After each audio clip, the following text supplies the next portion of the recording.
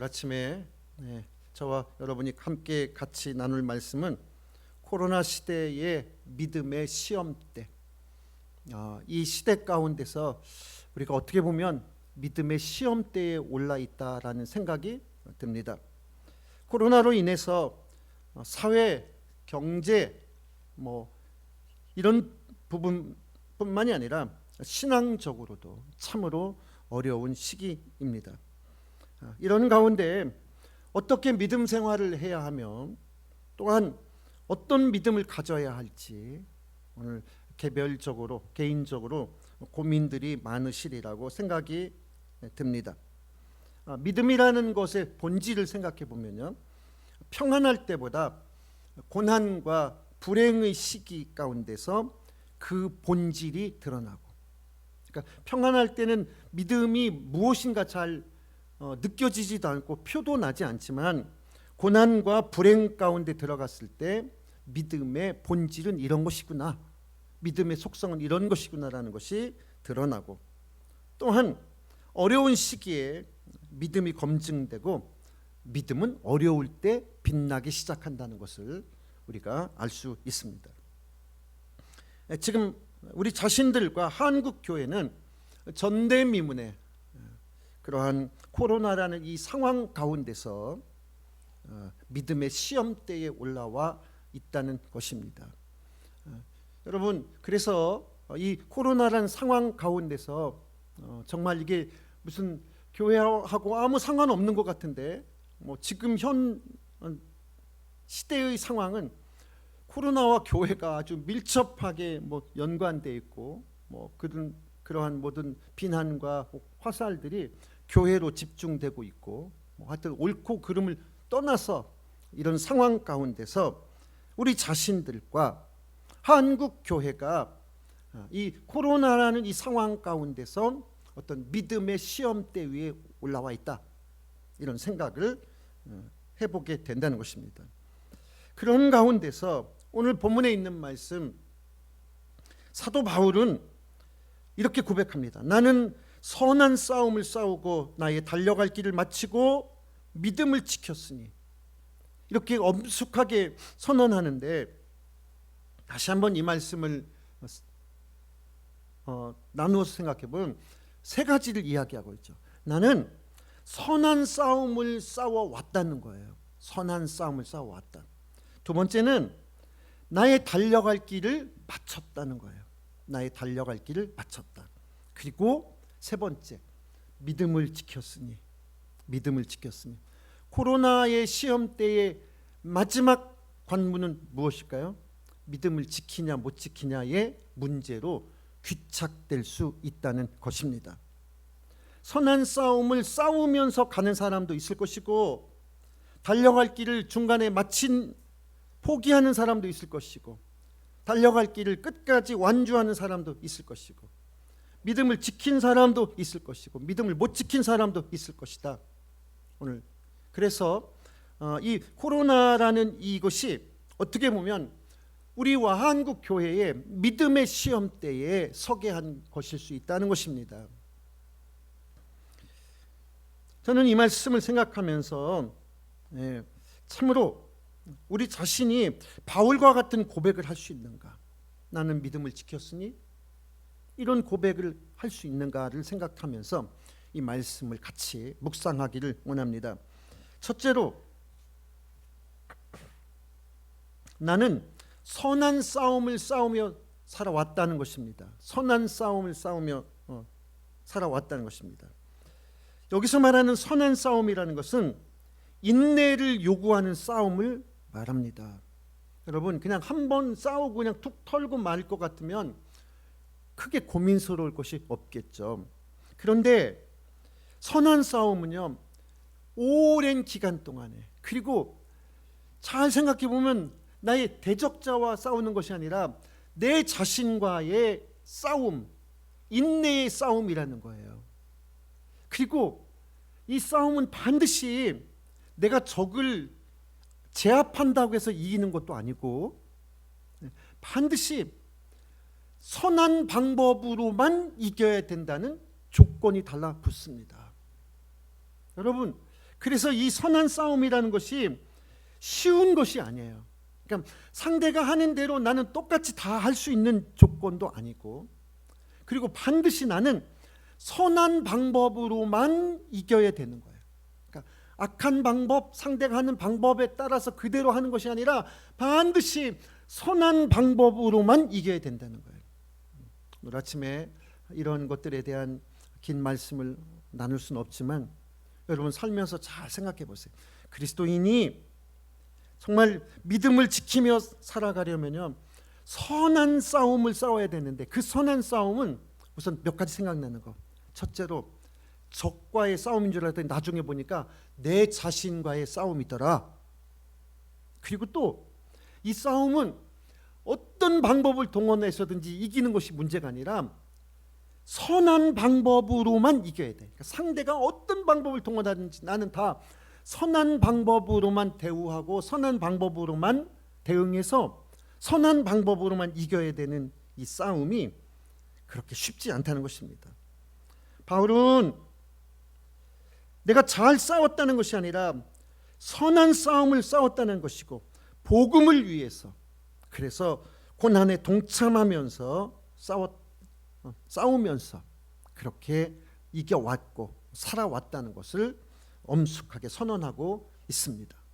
오늘 이 코로나 시대 가운데서 제가 좀 전에 말씀드린 것처럼 어떻게 믿음 생활해야 하며 어떤 믿음을 가져야 하는지 결국 자기 자신과의 싸움인 것이고, 결국 자기 자신과의 물음인 것이고, 그래서 오늘 하나님 앞에 나는 선한 싸움을 싸워왔고 나의 달려갈 길을 마치고 그리고 나는 믿음을 지켰다라고 하는 이 고백을 하나님 앞에 드릴 수 있게 되기를 주님의 이름으로 축복합니다. 두 번째, 나는 나의 달려갈 길을 마쳤다. 나는 나의 달려갈 길을 마쳤다는 것입니다. 여러분, 이 경주는 1등 하는 것, 이기는 것에 목적이 있는 것이 아니라 나의 달려갈 길을 마쳤다.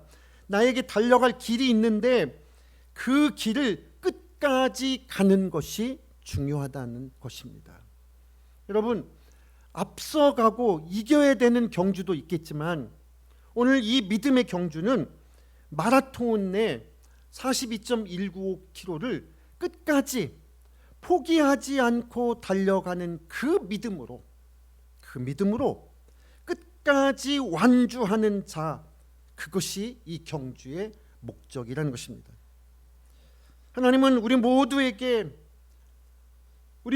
다 하나님이 요구하신 사역들이 있고 하나님이 우리 자신에게 맡겨주신 그러한 짐들이 있고 십자가들이 있을 수 있는데, 그것들에 대해서 하나님이 요청한 사역에 대해서 자신의 역할을 끝까지 충실히 하는 것에 이 경주의 주안점이 있다는 것입니다.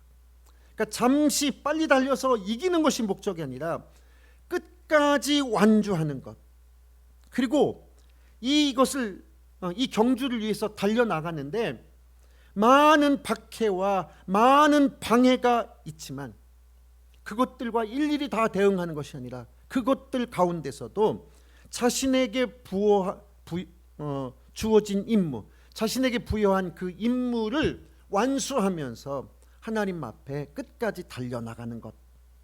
그러니까 어떤 상황과 어떤 조건 때문에라는 것이 아니라 어떤 상황과 어떤 조건 가운데서도 하나님 앞에 달려나가는 오늘 그 믿음을 우리가 가져야 될 줄 믿습니다. 여러분, 참 듣기 거북하실지 모르겠지만 아브라함도요, 그 믿음 좋은 아브라함도 100세에 낳은 아들을 드리라는 그 하나님이 그 요구 외에는 아브라함이 나는 뭐든지 다 할 수 있습니다 이렇게 말했을지 모르죠. 근데 내가 단 한 가지 할 수 없는 것이 있는데 그것은 바로 100세에 낳은 이 아들을 드리라는 것, 이것만큼은 절대 못합니다. 아브라함 입장에서 충분히 그럴 수 있었을 것 같아요. 평소에 아브라함의 믿음이라면 그것 외에는 다 할 수 있다고. 하나님은 근데 그것을 시험하신 거예요. 그리고 그 시험을 통해서 아브라함이 무너지기를 바란 것이 아니라 그 시험을 이기니까요.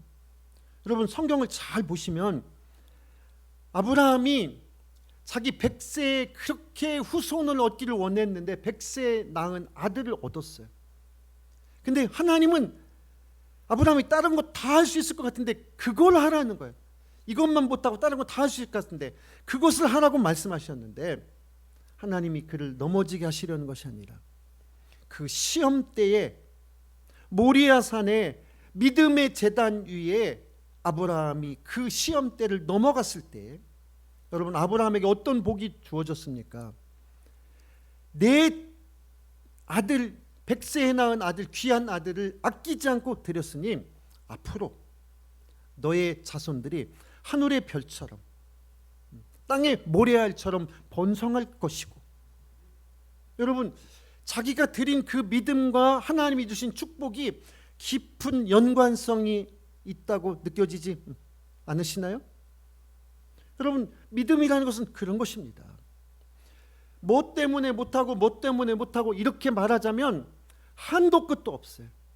그러니까 경주하는 사람은 나는 이 목표점 하나님 앞에 면류관 그것을 받으러 달려가는 사람은 어떤 상황에서든지 그 목표점을 향해서 달려나가는 사람인 것이고 그리고 아브라함처럼 다른 거 다 할 수 있지만 이것만큼은 안 된다고 할 것 같은 그런 시험대에 우리가 다 올라갈 수 있다는 것입니다.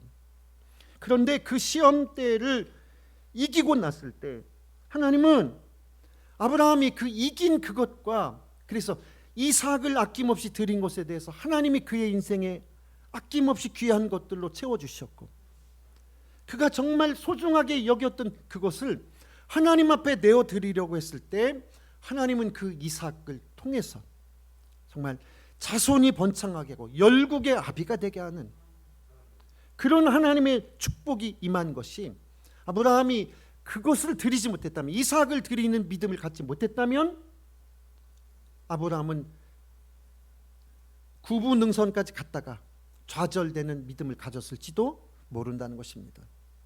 사도 바울이 오늘 지금 나는 선한 싸움을 싸우고 나의 달려갈 길을 마치고 믿음을 지켰다는 이것이 좋은 조건에서 그냥 저는 하나님 은혜로 순탄하게 살았어요 이런 얘기가 아니라는 거예요. 수많은 박해와 수많은 장애물들이 있었지만 그러나 나는 그것들을 다 선한 싸움을 싸우면서 이 경주의 끝까지 달려왔고 그리고 내 믿음을 지켰다고 오늘 여러분 이 코로나 시대에 나는 내 믿음을 지키는 사람인가를 우리가 깊이 생각해 봐야지 된다는 것입니다. 사도 바울은 사도행전 20장 22절에 보면 보라 나는 이제 성령에 매여 예루살렘으로 가는데 거기서 무슨 일을 당할는지 알지 못하노라. 오직 성령이 각 성에서 내게 증언하여 결박과 환난이 나를 기다린다고 하시나 예루살렘에 가면 당신 결박당하고 그리고 거기 가면 환난을 당할 것이다라고 많은 사람들이 말렸어요. 그런데 사도행전 20장 24절도 똑같이 사도 바울은 고백하고 있습니다. 내가 달려갈 길과 주 예수께 받은 사명 곧 하나님의 은혜의 복음을 증언하는 일을 마치려 하면은 나의 생명조차 조금도 귀한 것으로 여기지 아니하노라. 여러분 생명조차 귀한 것으로 여기지 않는다는 이 믿음이 없으면 사도 바울도 예루살렘으로 가는 방향을 틀어서 아마 다른 곳으로 갔을 것입니다. 세 번째 바울은 나는 믿음을 지켰다고 말하는데 이 믿음을 지켰다는 말을 제가 곰곰이 한번 좀 생각해 봤는데 이 믿음을 지켰다는 말이 박해, 이 박해라는 말은요 여러분 우리 믿음의 선지인들은 박해를 당했고 6.25 때도 박해를 당했고 일제시대도 박해당했다고 하는데 그 박해가 정확히 이런 뜻입니다. 힘이나 권력 등으로 사람을 궁색하게 만들거나, 그러니까 아주 쪼그라들게 만들거나, 힘이나 권력을 통해서 쪼그라들게 만들거나, 해를 입히거나, 해사를 놓거나. 해사를 놓는다는 말은 못살게 굴는 거예요. 막 못살게 굴고, 또한 그래서 이렇게 힘이나 권력에 의해서 사람이 견딜 수가 없죠. 그렇게 해산을 놓거나 해를 입히거나 궁색하게 만드는 가운데서도 꿋꿋하게 견디는 사람, 해를 입어도 해살 놓음을 당해도 견디는 사람. 그래서 이런 가운데 믿음을 지켰다는 얘기는 박해 가운데도 인내하고 믿음을 잃지 않고 믿음으로 견뎠다는 것입니다.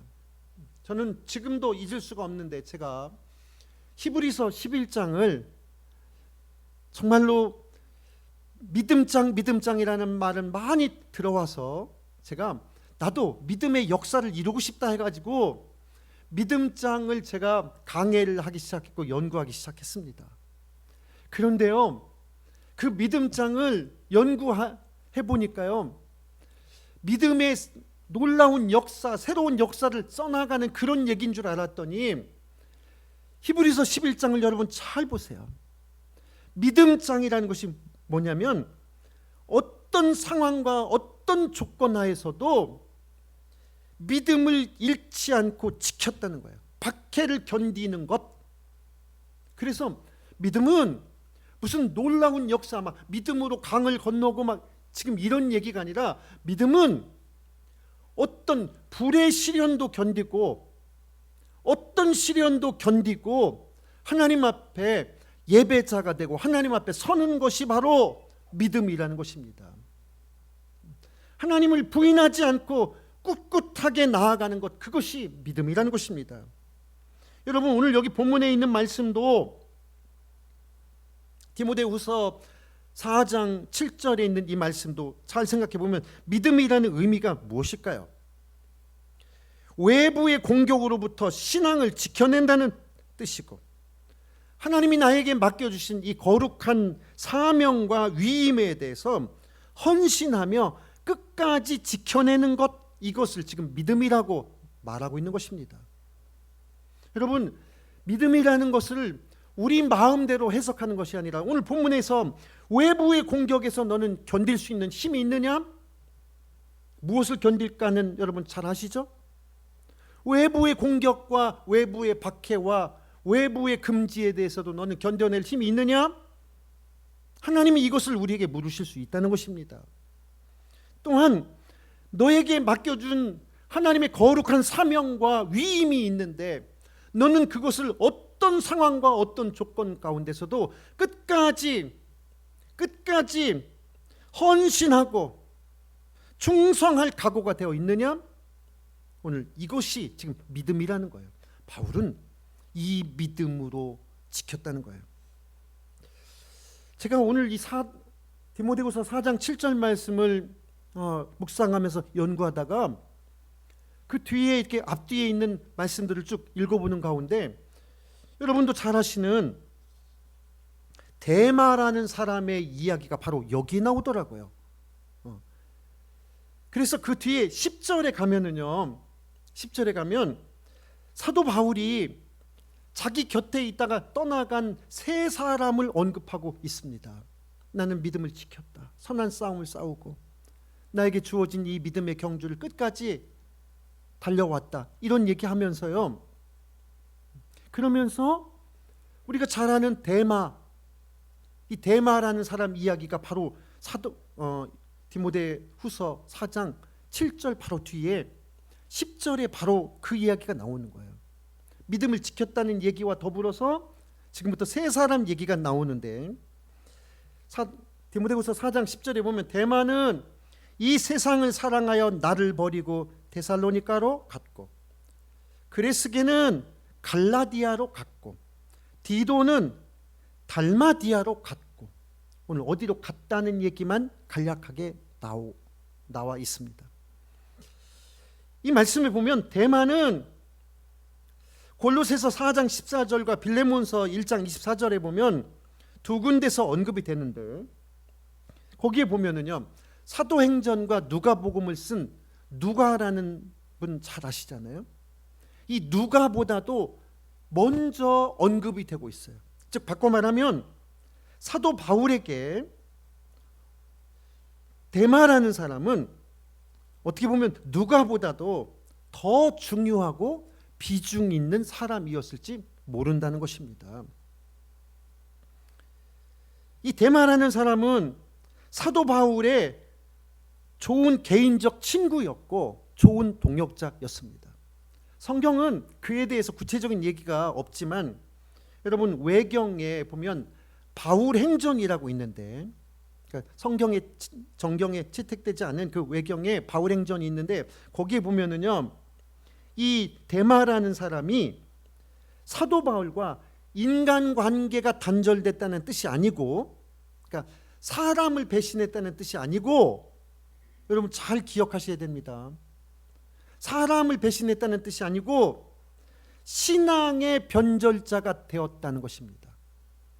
그러니까 지금 누가처럼 산맥을 넘고 강을 건너면서 복음을 전파하던 이 데마가 바울의 친구로서 동역자로서 힘이 돼주던 이 데마가 어느 날 갑자기 바울을 배신한 것이 아니라 신앙의 변절자가 되었다는 거예요. 이게 이 바울 행전에 보면 이런 말씀들이 충분히 언급이 되어 있어요.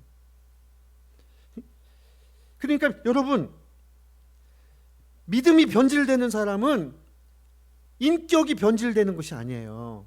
성품이 변질됐다는 뜻이 아니라 사람들이 알 수 없이 어느 날 갑자기 데마처럼 믿음의 변절자가 되더라는 것입니다. 믿음의 변절자가 되더라는 거예요.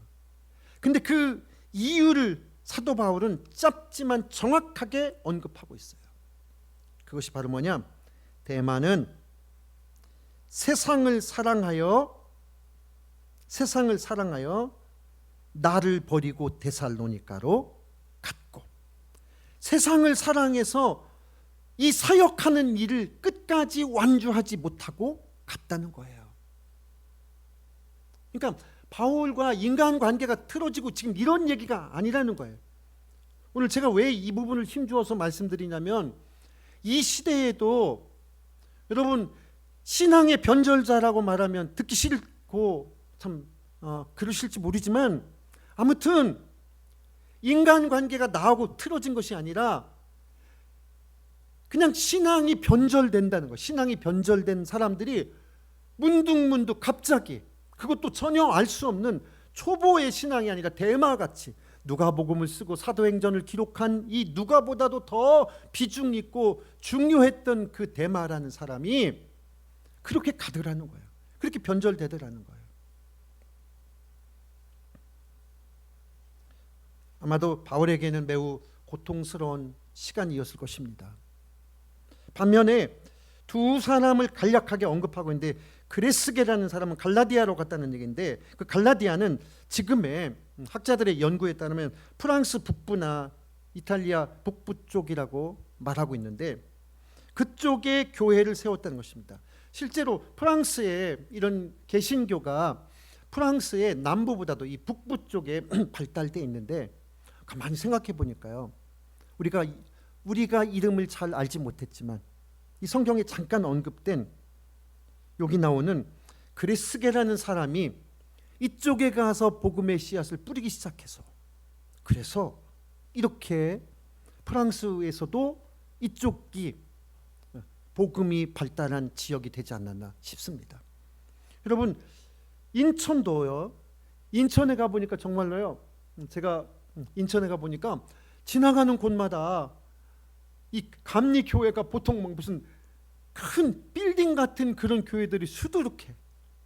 다 그게 이유가 있어요. 생각해 보면 강화도, 인천 감리교 선교사님들이 이쪽으로 먼저 들어왔어요. 네, 그러다 보니까 그쪽에 감리교회들이 많이 발달해 있어요. 여러분 프랑스의 이쪽 북쪽에 이쪽에 지금 여기서 성경에서 말하는 갈라디아라고 하는 이 지역에 이렇게 교회들이 많이 세워지고 신앙인들이 많은 것이 우연히 되어지는 일들이 아니다. 한 사람의 향방이, 한 사람의 믿음의 사역이 바울도 아마 예측하지 못했겠지만 세상을 이렇게 바꿔 가더라는 것입니다. 디도는 달마디아로 갔다고 그랬는데, 달마디아라는 말도 저도 사실 처음 찾아봤어요. 달마디아는 아드리아해의 동부 해변인데 오늘날의 유고슬라비아, 크로아티아, 보스니아 내전을 치르기도 했지만 이쪽이 아주 신실한 기독교 국가들이라는 것입니다. 그러니까 이쪽이 기독교 국가가 된 것들이 우연히 된 것이 아니라는 거예요.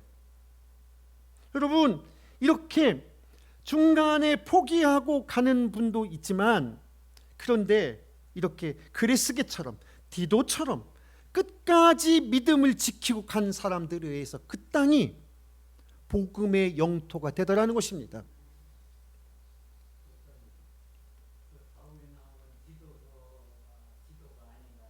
네, 같은 디도로. 네, 네. 좀 이따 끝나고 말씀하실까요? 예. 그래서 오늘 여러분 이 말씀들을 보면서 한 사람의 믿음의 경주와 그 믿음의 경주 가운데 믿음의 끝까지 가는 완주하는 것이 오늘 여러분 사도행전을 만들고, 여러분 바울도 만약에 데마처럼 중간에 포기하고 갔더라면 오늘 사도행전이 쓰여졌을까요? 그래서 믿음을 끝까지 완주하고 가는 것, 사도 바울처럼 나는 선한 싸움을 싸우며 나의 달려갈 길을 가면서 믿음을 지켰다고 말할 수 있는 이 신앙 고백이 오늘 코로나 시대에 믿음의 시험대에 선 저와 여러분 또 한국교회 모두가 다 우리는 믿음을 지켰습니다. 어떤 변명의 말이 아니라 어떤 상황과 어떤 처지 가운데서도 나는 믿음을 지켰습니다 라고 말할 수 있는 믿음의 용사들이 되시기를 주님의 이름으로 축원합니다. 또한 한 사람의 신앙과 한 사람의 신앙적 향방이, 한 사람이 믿음의 길로 가는 그 길이 그 민족을 구원하고 그 나라를 구원하는 중요한 출발점이 되더라는 것입니다. 오늘 여러분이 믿음을 가지고 끝까지 나아가는 그곳에서 오늘 내가 꽃 피우지 않아도, 내 때에 싹이 비록 나지 않아도 하나님은 놀랍게 복음의 싹을 틔우시고 복음의 꽃을 피우시고 복음의 열매를 맺게 하시더라는 것입니다. 그래서 저도 이 말씀을 보면서 그쪽이 어떻게 기독교가 들어갔나 하는 제가 그런 궁금증이 있었고, 저는 그쪽에 성지순례를 가보지 않았지만 아까 말씀드린 보스니아나 이쪽이 그쪽이 뭐 기독교 성지라는 것조차도 이렇게 몰랐었는데, 그래서 이 말씀을 보면서 누군가가 일찍이 복음의 향방을 그쪽으로 가니까 그곳이 정말 믿음의 땅이 후세라도 되더라는 것을 보면서 오늘 여러분 이 시대 가운데서, 코로나 시대 가운데 참으로 바울과 같은 이 고백, 나는 선한 싸움을 싸우고, 오늘 선한 싸움이라고 해서 가서 데모하라는 뜻이 아닙니다. 오늘 내 자신과의 싸움이고 반드시 선한 방법으로만 대응해야 되고, 물론 이 선한 방법은 비폭력이라는 것은 절대적인 명제가 붙어 있는 거예요. 그래서 반드시 선한 싸움을 싸우고, 그리고 나의 달려갈 길을 내가 1등하지 않아도 하나님은 아마 힘겹게 그 마라톤 골인 지점까지 비틀비틀하면서 달려오는 그 사람을 더 어여삐 여기고 더 기뻐하실지도 모릅니다. 오늘 여러분 의의 면류관을 받는 그날까지, 그 자리까지 달려나가는 믿음의 일꾼들이 되시기를 주님의 이름으로 축복합니다. 바울처럼 오늘 앞에 있는 말 다 떼어버리고 나는 믿음을 지켰다고, 나는 믿음의 시험을 통과했다고 오늘 이렇게 말할 수 있는 한국 교회와 우리 교회와 우리 자신의 신앙이 되기를 간절히 소원합니다.